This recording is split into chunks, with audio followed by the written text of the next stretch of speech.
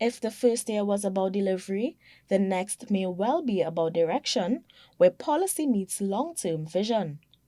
At the center of that vision is a national revitalization blueprint described by the administration as a roadmap for economic transformation and sustainable development. Minister of Works and Infrastructure Danielle John said TNT's economic future looks promising as the blueprint has attracted a broad response from investors both locally and internationally. She revealed that 965 expressions of interest were submitted for the project, which closed on February 5, 2026. Among the most competitive categories was the luxury waterfront real estate, receiving 57 submissions.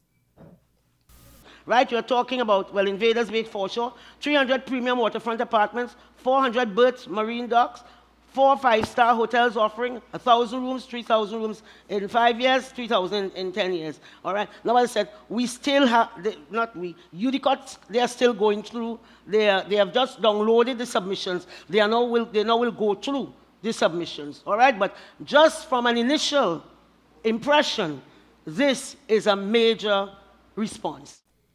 The government is also pushing for the local cultivation of soybean, corn, and black-eyed beans, which is expected to significantly decrease the country's food import bill. Minister of Agriculture and Fisheries Ravi Ratiram said the importation of these foods cost the country hundreds of millions of dollars each year. It is about stability, it is about control, and it is about national self-determination.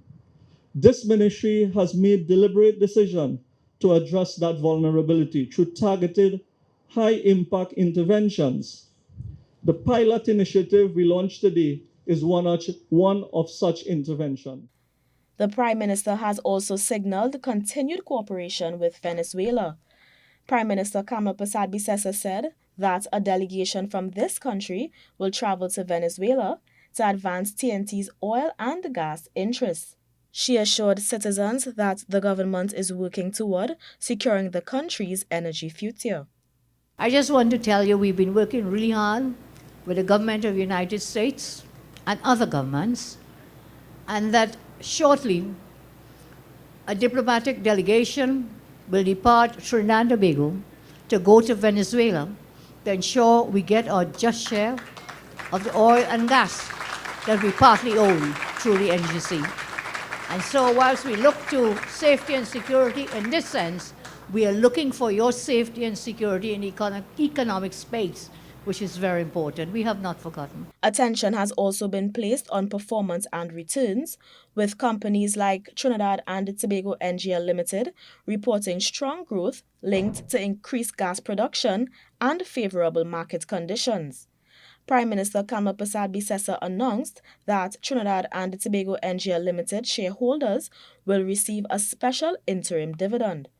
The payment, totaling 154.8 million TT dollars, follows an annual report from the company highlighting a significant increase in share price, a move that boosts the value for local investors. The share price has increased by more than 300%.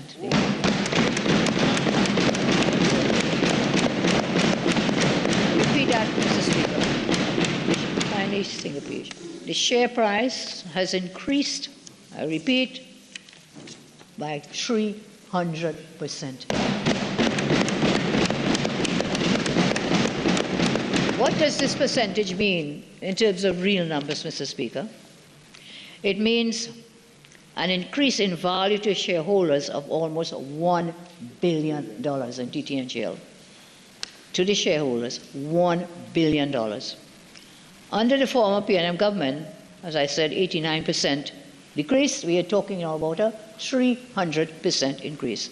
I'm very pleased to announce, Mr. Speaker, that this windfall or this gain, this benefit will accrue to the shareholders of TTNGL.